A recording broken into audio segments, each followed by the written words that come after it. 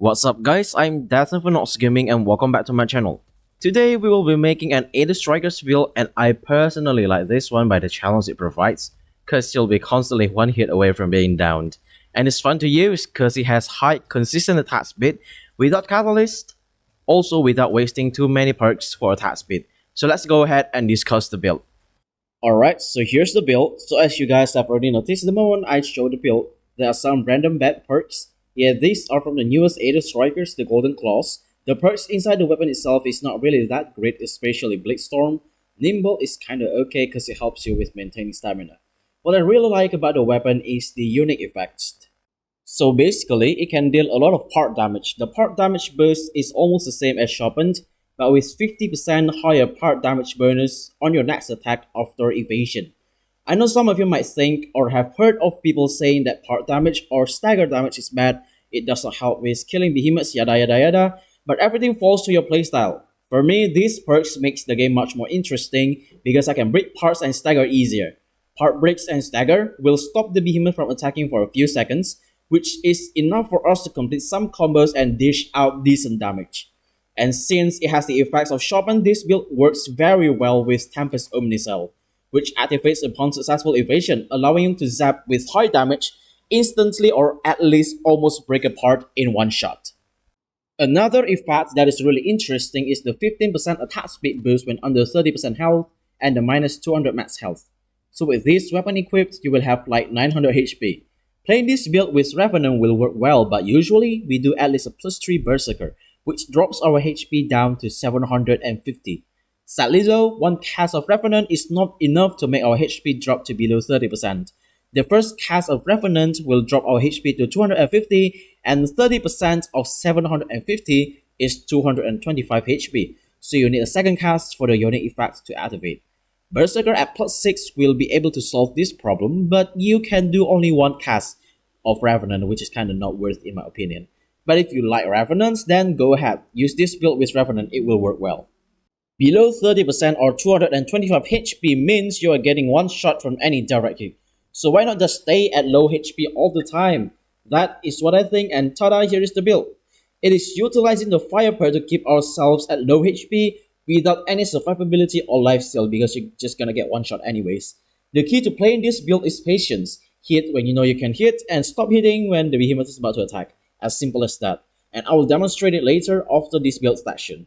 This build will be able to give you 30% attack speed boost at all times and 45% when you're below 30% HP and max attack speed when you pick up the Molten Orbs. So it's a very fast hitting Aether Strikers without catalyst and deals decent damage. I actually want to add things like recycle and stuff, but I'm bad at Aether Strikers and the demonstration will be awful if I do. So we keep it simple, okay?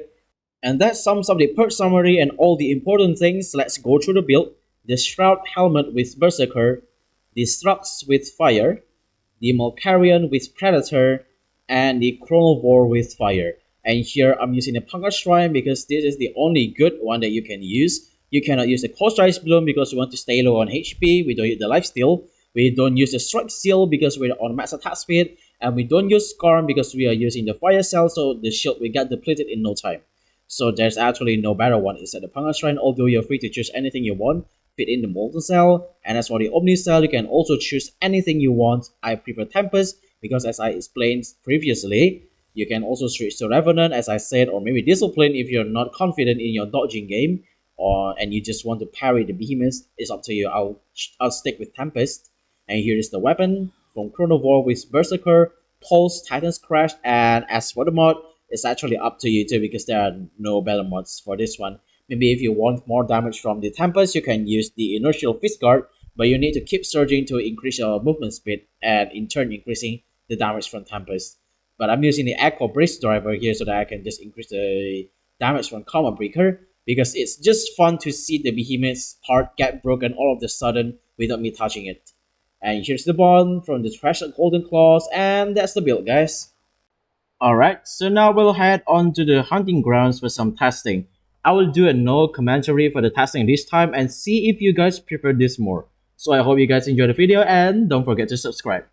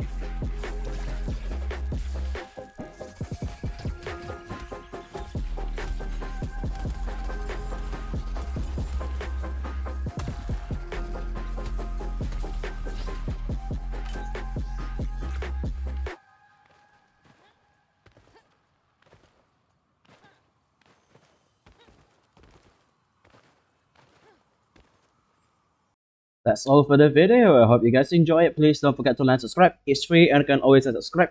Thank you for watching. I'll see you guys in the next video.